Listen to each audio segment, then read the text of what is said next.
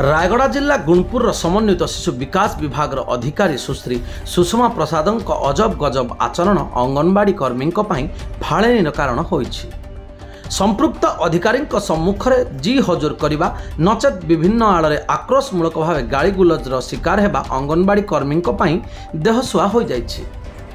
वर्तमान सरकार पक्षर होइथिबा निष्पत्ति पर अंगनवाड़ी माने मिनी अंगनवाड़ी उत्तीर्ण होगा निमंते भड़ा सूत्र अंगनवाड़ी केन्द्र मानक भड़ा भत्ता पाइबा, चाकरी समय और छुट्टीकालीन निर्धारित दरमा इत्यादि पाइबारे लांच नदेले घुंची पारुनी फाइल। सरकार निष्पत्ति प्रकार मिनी अंगनवाड़ी गुड़ी को उत्तीर्ण करने निमंते संपृक्त अधिकारी महोदया सुपरवाइजर मानक जरिया गोटे लेखाएं अंगनवाड़ी कर्मी 5,000 रु 10,000 टंका आदाय करुवा अंगनवाड़ी कर्मी माने निज नाम को गोपन रखी अभियोग करिसेंति। परोक्ष भाव में सुपरवाइजर मानक एने आम प्रतिनिधि प्रश्न पचारू से अधिकारी हाथ बारिशी बोली निजक मत देइछंति।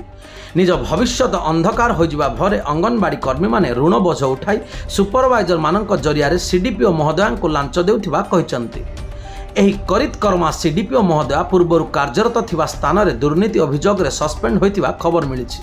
किंतु वर्तमान दुर्नीति करिवार एक सुंदर उपाय को बाछि नहीं सुपरवाइजर मानक कांधरे बंधुक रखी अंगनवाड़ी कर्मी मानक शिकार करुथिबा समस्त कर्मी और विभागीय अधिकारी माने आलोचना करुछंती। संपृक्त घटनावली शिकार होइतिबा अंगनवाड़ी कर्मी माने गणमाध्यम सम्मुख को आसी अभियोग करिबा इच्छा रहितिले मध्य पूर्वरु किछि अंगनवाड़ी कर्मी गणमाध्यम को प्रतिक्रिया रखितिबा जोगु सेमानक दीर्घ दिनर दरमा बंद होइतिबा कारणरु अंगनवाड़ी कर्मी माने आतंकित होई निज दुख काहारी की कहि पारु नाहंती। एही संपर्क रे सीडीपीओ महोदया को पचारि जिबारु से प्रतिक्रिया रखिबा को मना करथिले। अन्य पक्षरे एही घटनावलीर पुंखानुपुंख तदंत जिलापाल निजे करिबा दरकार बोली रायगड़ा जिला विकास परिषद आवाहक तथा अंगनवाड़ी कर्मी मानक संघ उपदेष्टा प्रदीप कुमार दास मत प्रकाश करिसेंति। ब्यूरो न्यूज एथर संभाळ लाइव।